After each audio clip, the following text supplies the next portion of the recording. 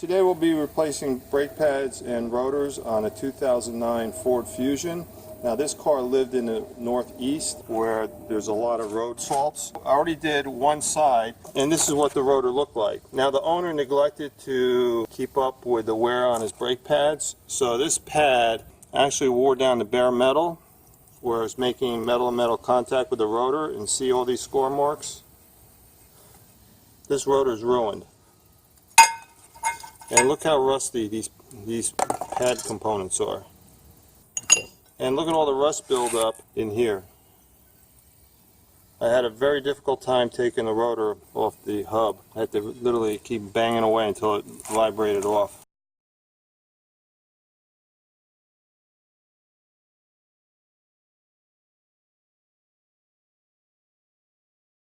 I'm going to start by putting some penetrating oil on the rotor contact surfaces.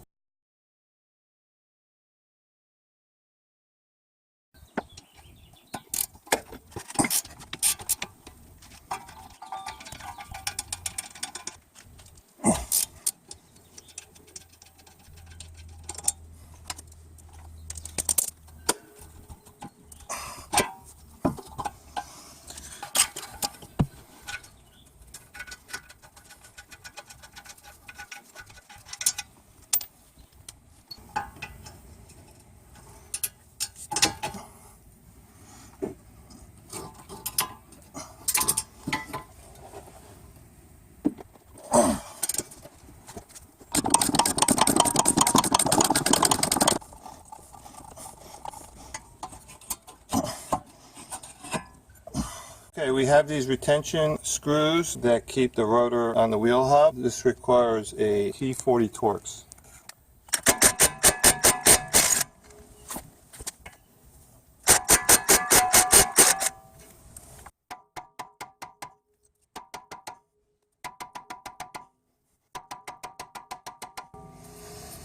Okay, that doesn't seem to be working.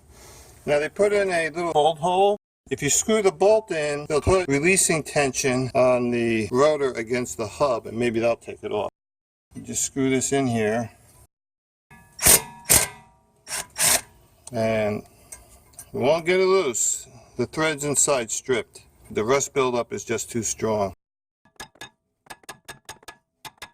All of a sudden it'll just pop.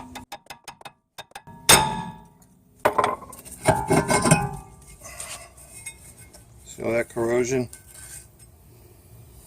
And all this corrosion here by the hub. So before we mount the new rotor on the hub, we'll use anti-seize lubricant and coat right around the contact surfaces.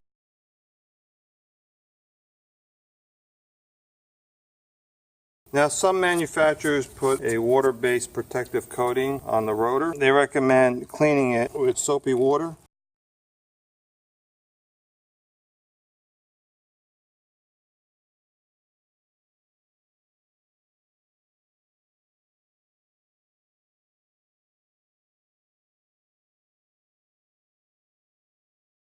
Okay, we'll apply brake grease between the pad and the pad shim.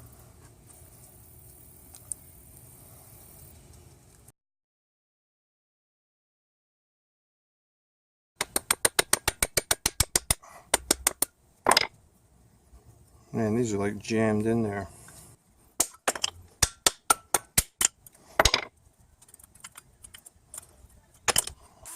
So I removed the abutment clips. I'm just wire brushing around the general area. Okay, now we'll lubricate the pins.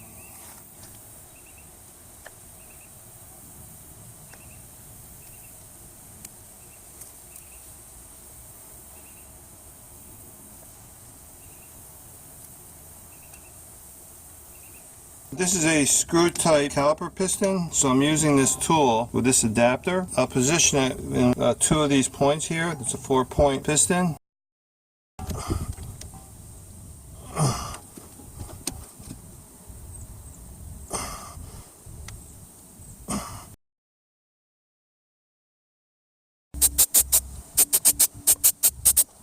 If you don't have this tool, what you could do is use a pair of needle nose pliers. but these things are on pretty tight, and it may take you a while to turn them in. When it starts spinning easy, that means it's maxed out.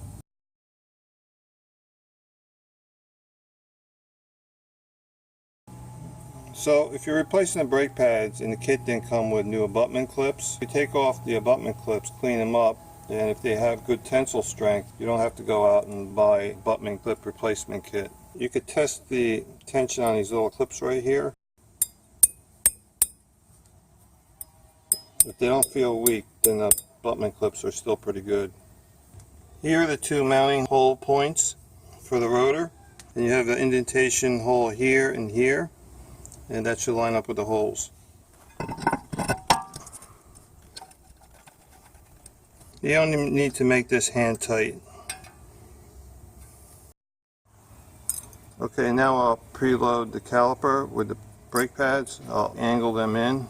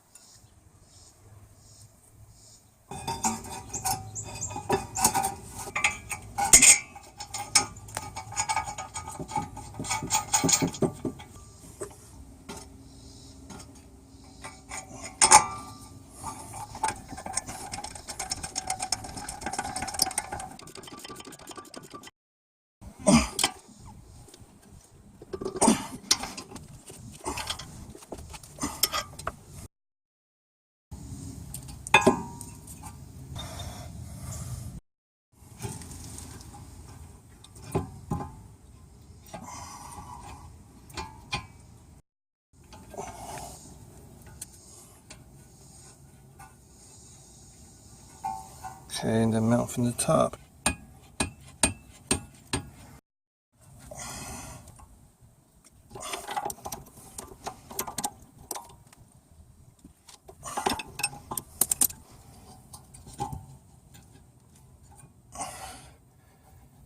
Yeah, it needed a little bit more. Had to be turned in just a little bit more.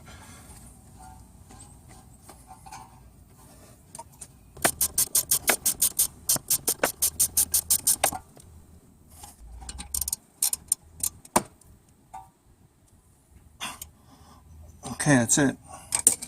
And we're done.